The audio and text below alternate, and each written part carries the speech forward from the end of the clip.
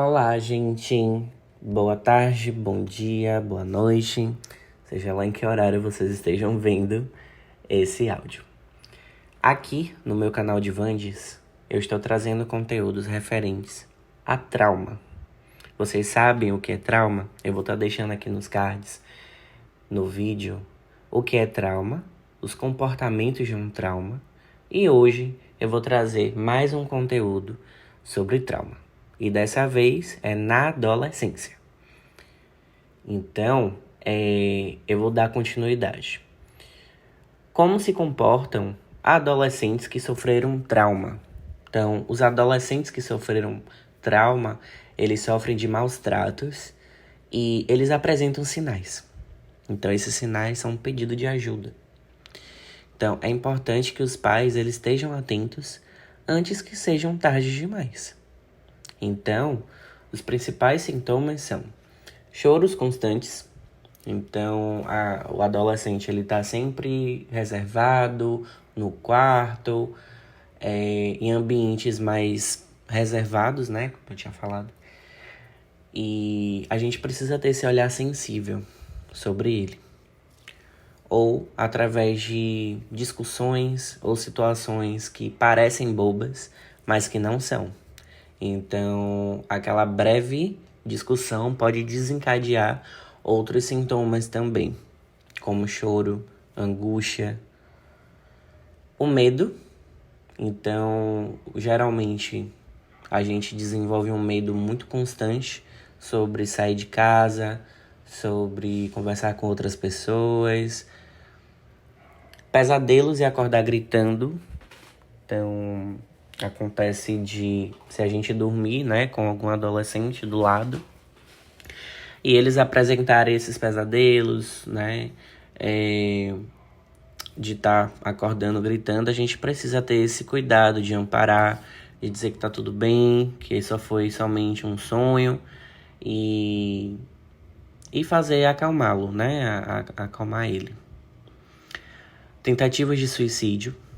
Então, é muito importante também se atentar a essa questão dos choros constantes, porque isso pode desencadear ideações suicidas.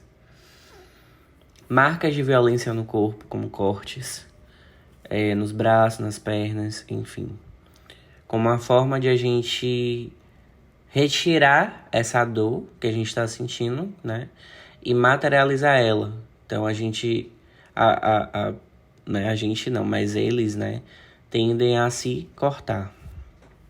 E a gente precisa ter esse olhar sensível, porque não é sobre nós, é sobre eles. Então, a gente precisa desenvolver algumas estratégias de enfrentamento, escutativa, empatia, formas de lidar com aquele adolescente dentro do amparo, da linguagem de amparo que eles têm sobre eles em relação ao mundo, né? E eles com eles mesmos. Conhecimentos precoces sobre sexo. Então, esse assunto, ele é um pouco tênue, ele é um pouco subjetivo, até porque a gente precisa de educação sexual, porém a gente precisa saber conversar com eles. Até porque pode vir o estupro e pode vir também outros comportamentos que vão vir a desenvolver uma disfunção sexual. Ataques de nervosismos e sensação que vai morrer. Então a gente relaciona muito com ataques de pânico, alguns episódios de pânico. E se for muito recorrente, transtorno do pânico. Então a gente precisa ter esses... ter claro, né, as sintomatologias como taquicardia, náuseas, vertigens também constantes, silêncios e fechamento excessivo. Então essa omissão, se tornar muito reservado, muito pensativo e não querer expor.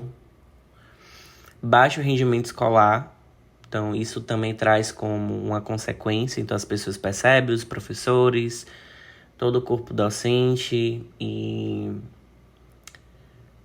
é isso.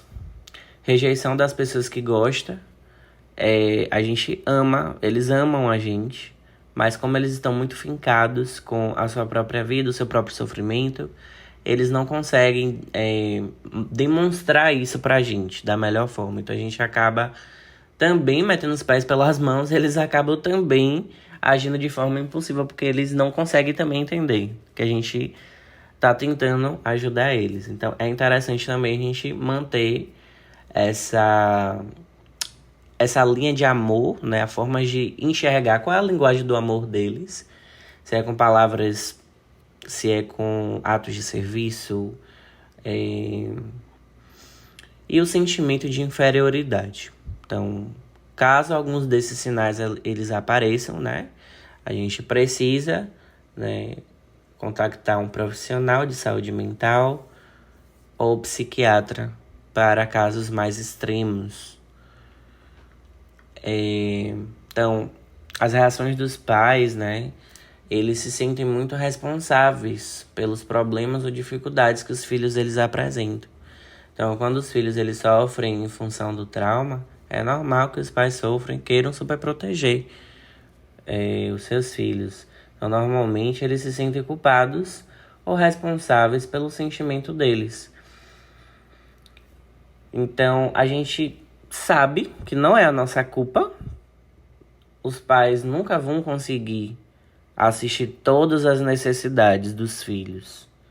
Então, a gente não precisa gastar toda a nossa energia se sentindo culpado por isso, mas a gente precisa dar uma assistência como uma forma de suporte para eles entenderem que a gente está presente também, e eles também precisam criar essa força interna que ao longo do processo eles vão adquirindo para eles conseguirem sair desse processo depressivo ou ansioso.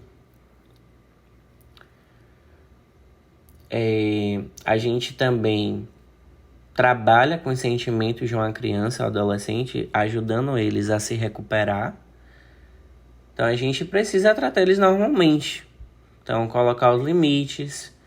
Então, se a gente não fizer isso, talvez eles se sintam diferentes, exclusivos. E não é esse o objetivo. É fazer eles se sentir importante e desempenhar o seu melhor papel no mundo. Então, é isso. A culpabilidade, os pais sentem demais. A ansiedade e a superproteção, que é o mais comum. Eu observo muito na clínica essa questão da superproteção. As perturbações do sono. Então, muitos adolescentes eles têm dificuldade para dormir.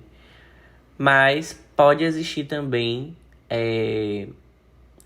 essa influência dos pais. Então, eles também podem ter dificuldade para dormir e passar isso para eles também. Como uma forma de dizer, realmente não tem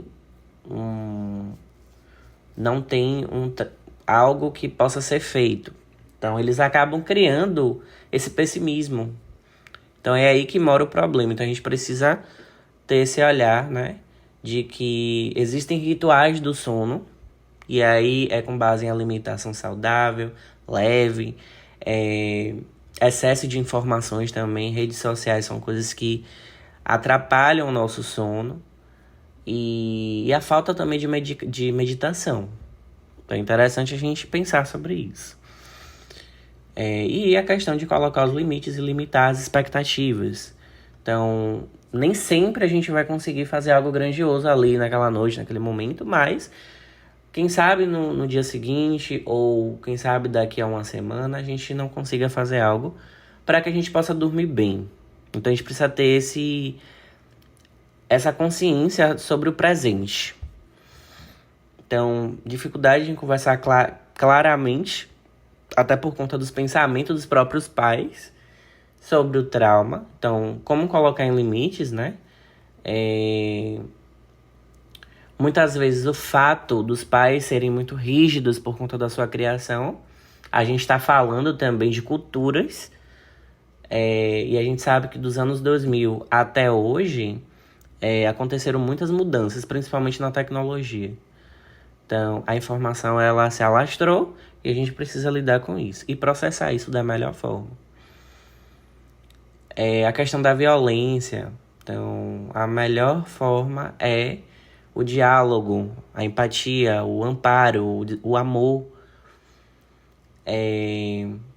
Então, a gente precisa exercer essas ferramentas. Eu espero que vocês tenham gostado, né, desse conteúdo. E na próxima semana eu vou trazer sobre os limites do trauma. Beijo.